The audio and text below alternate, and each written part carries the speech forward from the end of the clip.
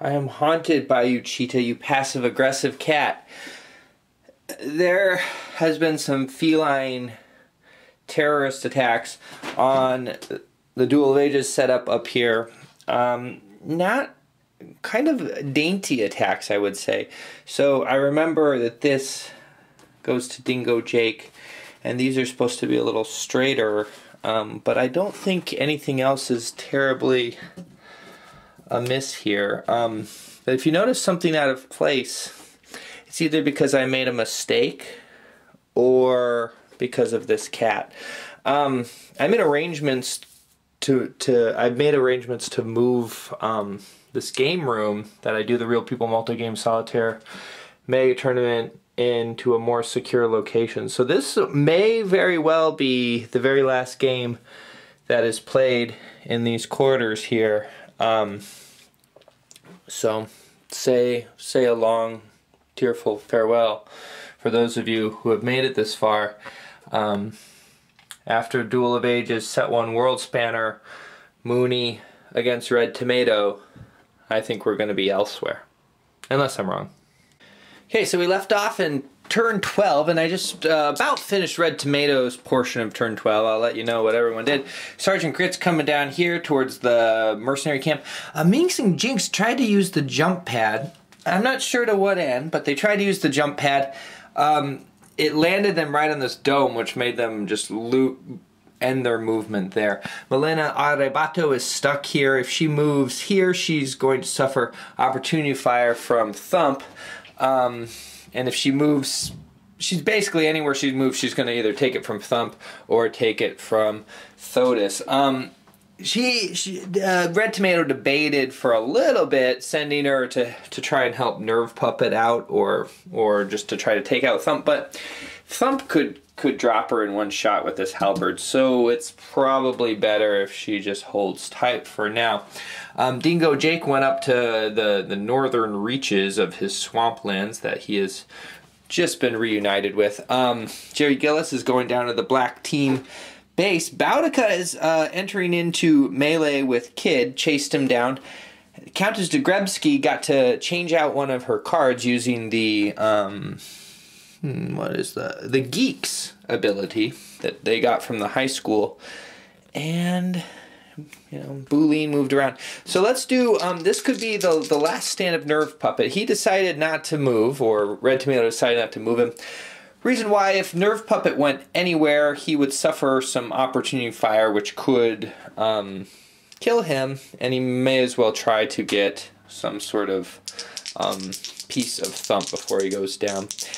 Nerve Puppet has not had too splendid of a showing thus far. We'll see what kind of roll he gets right now. Blue against blue, 7 or better to hit, and that's an 11. That's about how Nerve Puppet's been doing.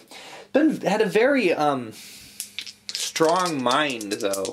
So let's see. Thump is going to return attack with green against red. Be very difficult to miss. And he hit. The damage is going to be green against purple. And I think that's even a damage. That's going to take him out. Yeah. So Nerve Puppet, first loss of the game. Better that Red Tomato lost him to the halberd of Thump, however, because the halberd goes away, than to the mind of Thotis, because that would have been someone else to contend with on Mooney's team. Now let's go right into, we'll take this away, right into the battle. Who's battling? Oh yeah, Boudica and Kid. Boudica's got yellow against Kid's blue, and that's going to be a hit. And then the damage is going to be green because of this badge, this no-age badge, is going to give green against red. And let's see, that is a hit. So, Kid, this is the first damage, actually, that Red Tomato has gotten on Mooney. And I think because Boudica is not honorable, gets to draw a card because of hooliganism. The iron pole is just not close enough. His movement is 6. 7 is needed to get to the Tower of Maneuver. Kid is in a very very bad place right now. We're in the middle of turn 13, and Mooney has been debating what to do with Kid. He has got a few options. He could try to surrender when Boudica attacks him. However, I don't believe Boudica has to accept the surrender, because Boudica is not... She is not honorable.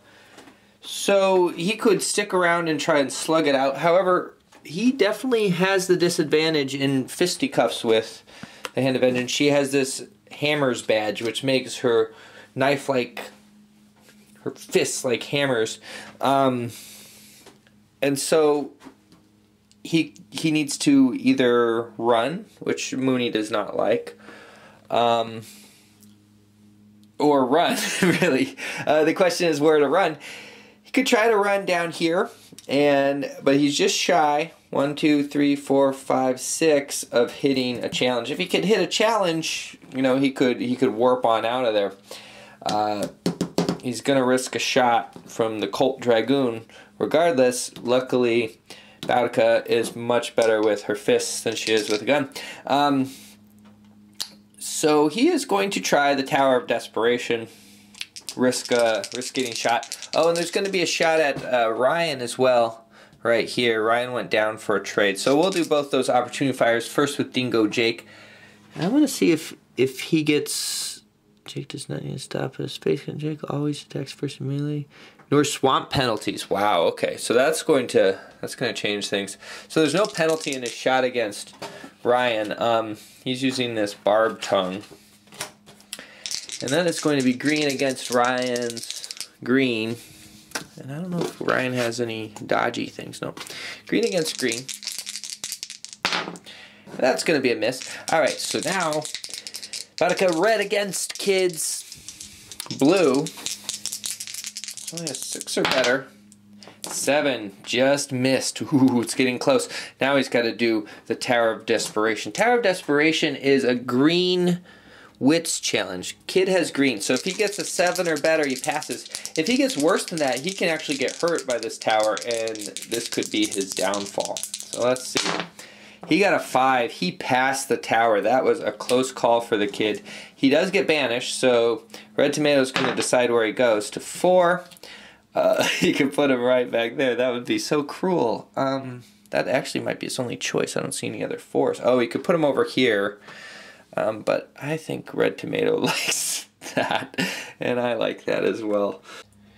Minx and Jinx used the jump pad again. This time with success. Debatable success.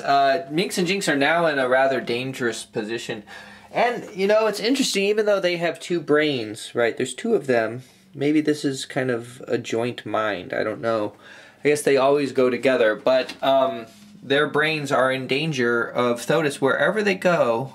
1, 2, 3, 4, 5. Oh, no, they can get away if they go right here. That's the only way they can go that they're not in the range of the Mind Bolt.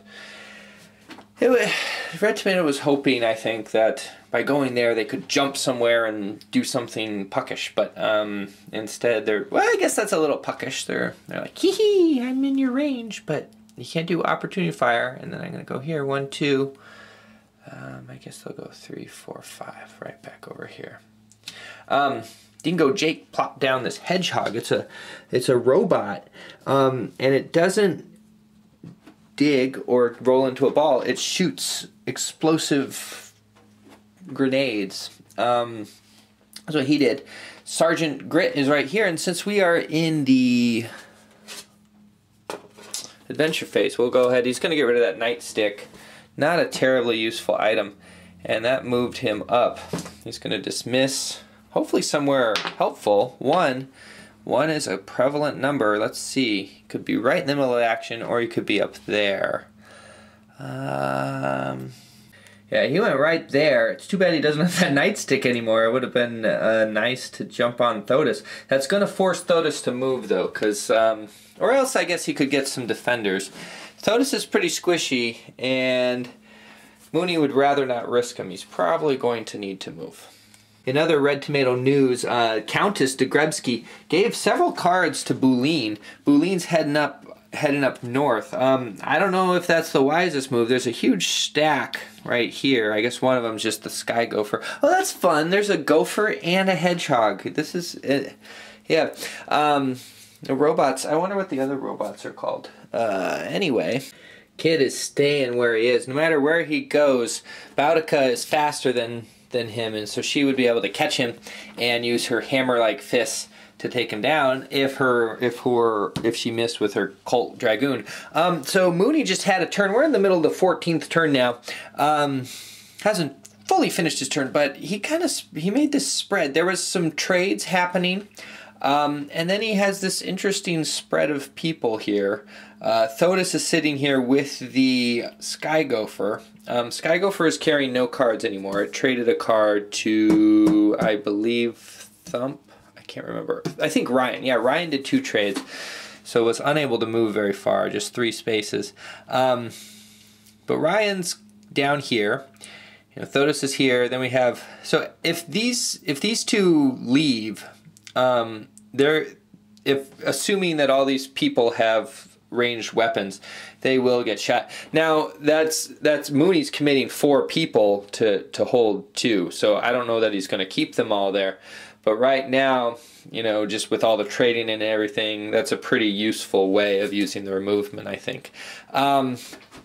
So Iron Pole is about to go against the Queensberry rules, and against Eric McCracken, no scratching, biting, or kicking, just fists to the face. So he's going to be doing some boxing. He's got a very good chance, white against yellow, and he gets a +1. So we're going to roll this. This could mean a point for Mooney. And 6, that will do it. It's not an amaze, which is too bad, but he still gets 2 cards.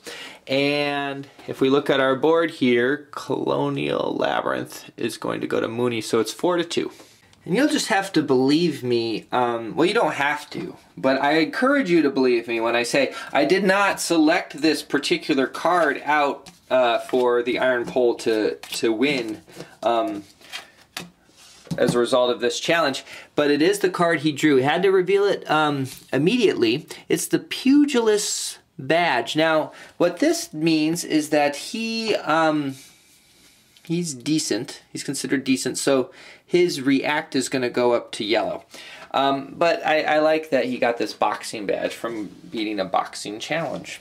That's great. Looking at that Pugilist badge brought home to me that I read a rule wrong, the rule of surrender. I don't think it would have changed anything. I think Mooney would have made the same decision on Kid's behalf, but he could have surrendered against Boudica, and you know, I think it ended up better for him. I don't think Mooney would have wanted to have Kid surrender. He would have just been in prison, but maybe he would have made that choice. But you know, he didn't, so there we go. So here's a fun little thing.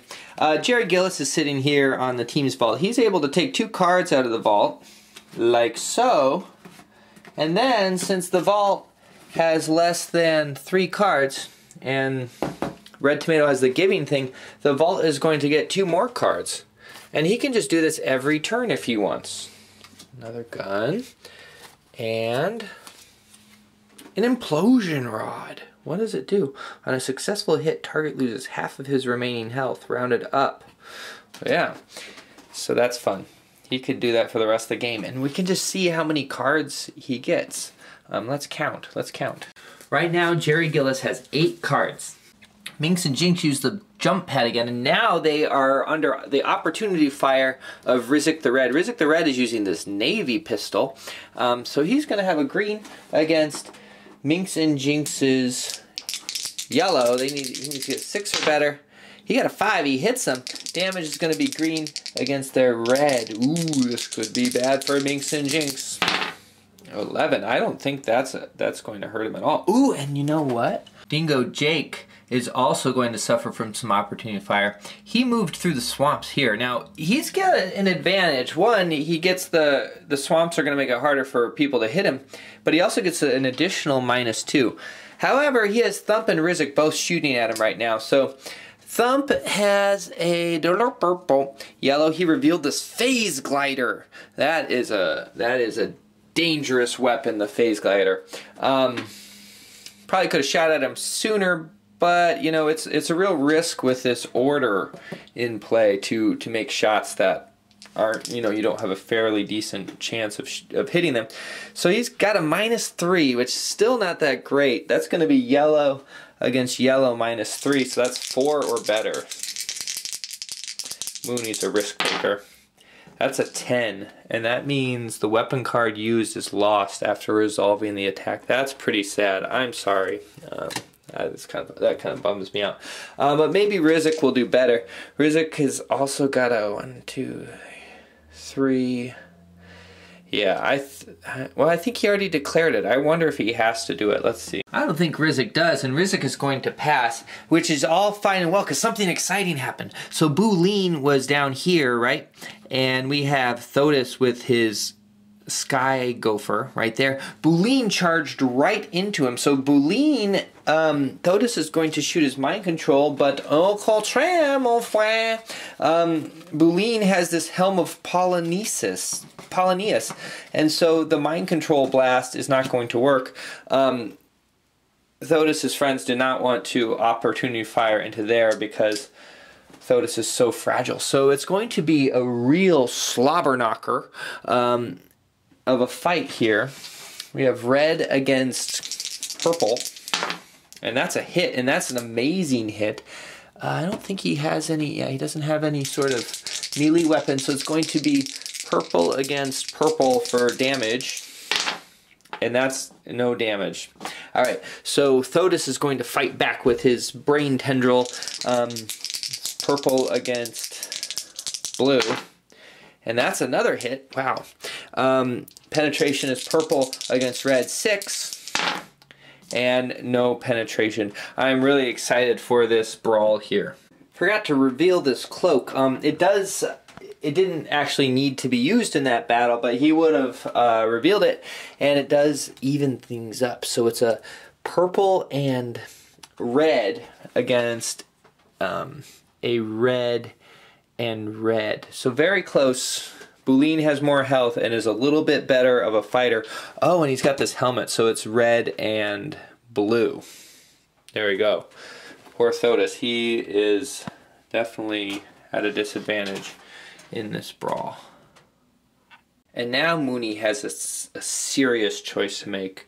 Okay, so on the one hand, he could leave Bulin right where he is, or not Bulin, but Thotis right where he is. Let's put Thotis on top so we know who we're thinking about here. He could leave him right where he is and bring in 1, 2, 3, 4, 5. He could bring in Thump. He could bring in Ryan to help, and it could be this big brawl, and they could try to beat on Bulin. The downside on that is Bulin would get another shot of taking Thotis out. Unless he got an amaze on damage, though, he's not going to be able to kill Thotis in this one battle, but it might be enough to soften him up. His other choice would be to try to run Thotis out of there. Thotis could go 1, 2, 3. He's risking, though, that Bulin has a point weapon. I guess a point weapon would be the one that would be the most likely to hit. Bulin does have, how many cards now? 4. One of them's a horse. So there's 2 face-down cards. Excuse me, I have a bit of a cold. One of them could very well be a point weapon. So he's going to have to think about what he's going to do. Nice thing, the problem is fire phase happens before the movement phase. I was thinking Thotis could move out of the way and then they could shoot him, but they would have to risk hitting Thotis. So I think they're probably going to charge Bulin and just hope he doesn't take Thotis out. All right, that's a miss. That was the barb tongue being spat at Thump, who Mooney had ordered to charge down and try and protect Thotis, the floating brain.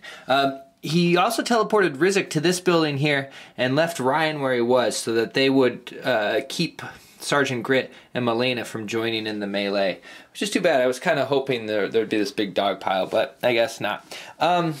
In Iron Pole news, Iron Pole is way up here. It's unfortunate. This adventure area here is not favorable to him. None of these spaces are attractive. he might just have to go for it in order to be dismissed. A super exciting free action phase. Not only did Jerry Gillis do his card swap thing, but Boulin revealed 2 of his cards. It was a Puma and a Wave Maker. So we will get to have a big stack of people and creatures meleeing right here. I notice now that I can see why the cheetah had a couple of reasons to be angry with me, and I think I should talk to the camera for this.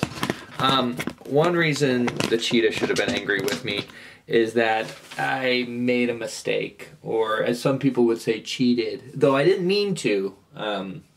Same way saying that something isn't true is not really a lie if you didn't know it wasn't true. I made a mistake, and the cheetah died as a result. I could have had the cheetah still out there if I had dismissed Ryan when I was supposed to. So that was my first mistake with the cheetah, and I'm very sorry. Actually, that was my second mistake with the cheetah. My first mistake is I used the wrong piece. I used the Puma piece for the cheetah, which I think could be very offensive if you're a cheetah. Cheetahs are super fast. Pumas are fast, but not super fast. So Boulin scattered out of there. Just too bad. I really liked the idea of this hacker fighting this brain. It just seemed there was something excellent about that one-on-one battle. But it became, other people got involved. So I guess that wonderful, mano-y-mano or braino-y-braino battle can't happen. Instead, the Puma is targeted at Thodas. So for those of you who don't know, creatures in this game, they only go after one person.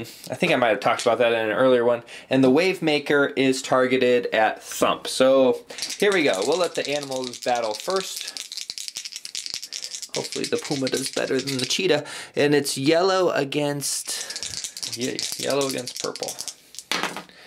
And I think even that's a hit. Yellow against purple. Right. And so we got red against red because of the Corona Cloak for penetration.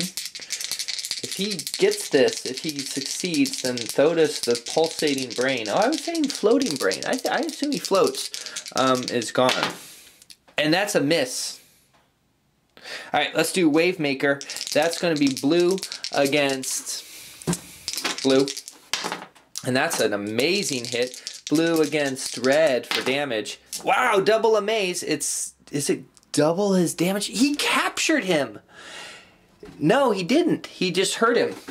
Yo, he captured him. And that just goes to show you what reporters know. Here I thought I was looking at a story, big flashing headline, Puma destroys brain. Actually, first I thought it was going to be the headline, hacker takes on brain in battle of the century. But then I was thinking Puma devours brain in mauling of the century. But that wasn't it either. Instead it was Wave Maker captures a giant and puts it in a prison. And that's all we have time for today. Very exciting stuff. I'm thinking the game's pretty one-sided, though. We might have to end it soon. We'll see. We'll see. I don't know.